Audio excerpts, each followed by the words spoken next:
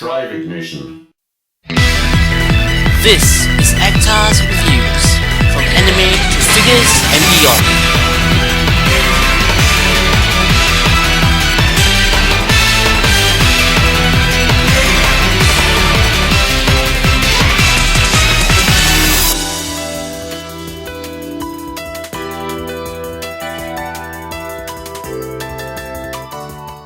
Hey, this is Actar and you're watching another episode of Actar's Figure Reviews. And today, by popular demand, I'm going to review what I believe is the definitive figure of the Evangelion units.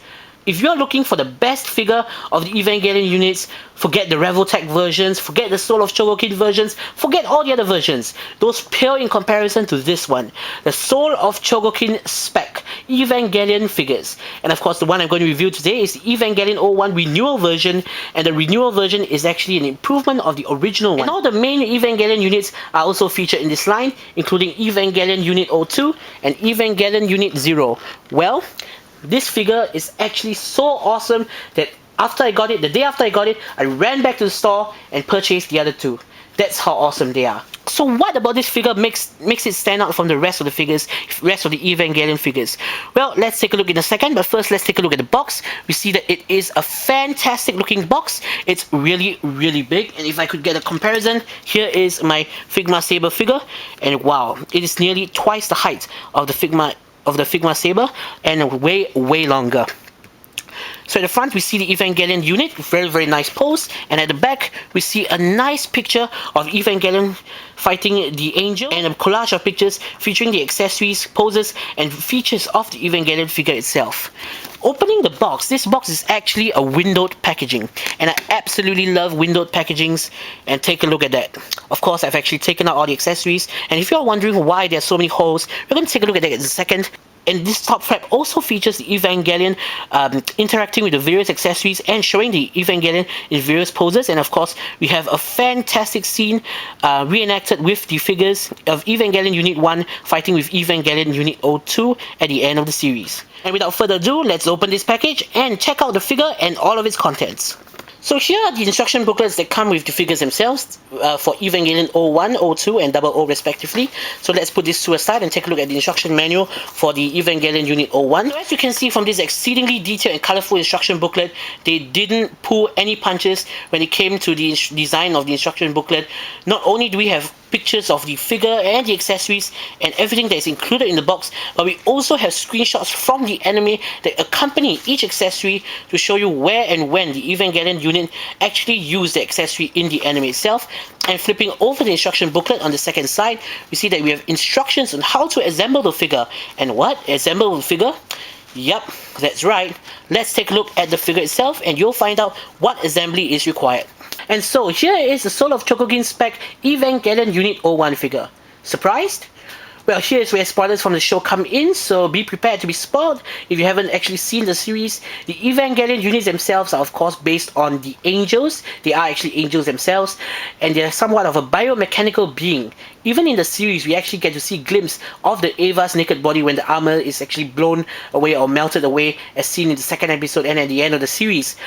But this is actually one of the first times we actually get to see the entire naked body of the Evangelion replicated in figure form, and this is one of the reasons why the Soul of Chogokin SPEC figures actually stand out from the rest of the figures from the Evangelion line. So let's take a look at the articulation of the figure, and of course with great figure comes great articulation, and well, here we go.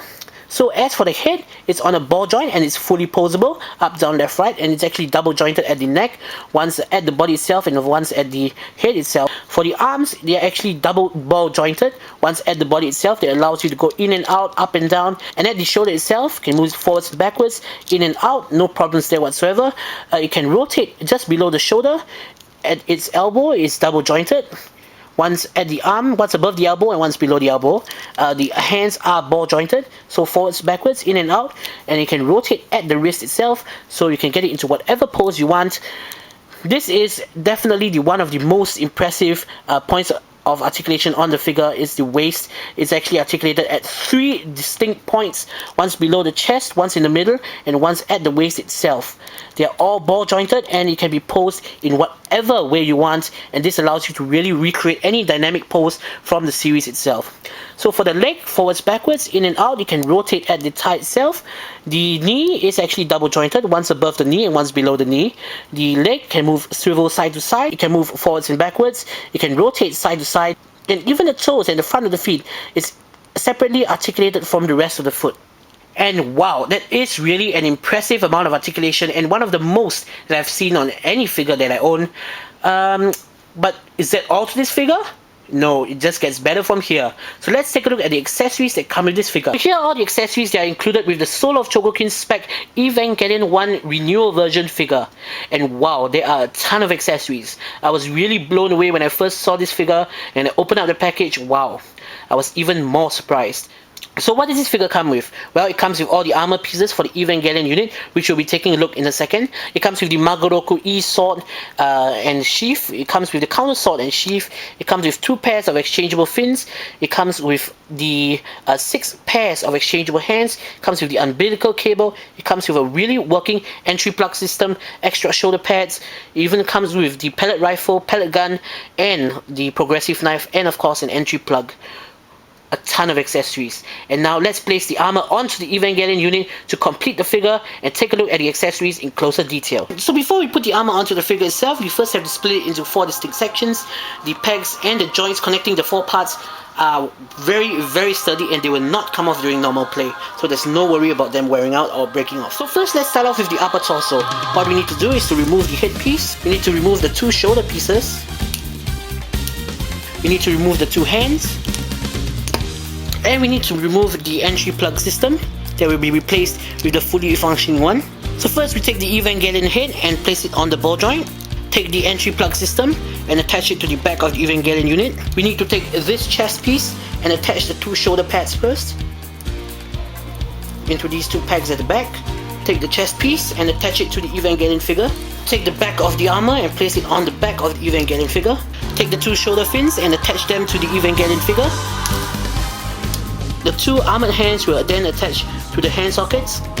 Take the 2 forearm fins and attach them to the forearms. Take this waist armor and slide it into the waist, and it actually clips in place. Bringing the thigh section into place. Take the waist armor and attach it into place. Take this rear armor and peg it into place as well.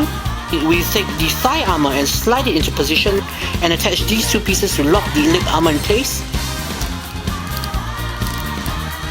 And we do the same for the other side. And last but not least, we have the 2 legs. First of all, we have to detach the foot.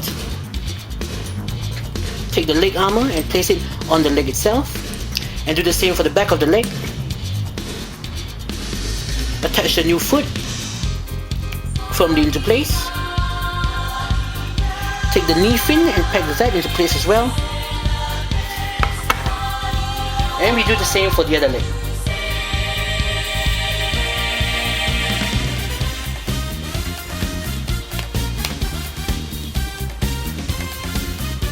Now that we've gotten all the armor pieces onto the respective parts of the Evangelion figure, it's time to combine the entire figure to complete it. This is a ball joint and it comes together really easily.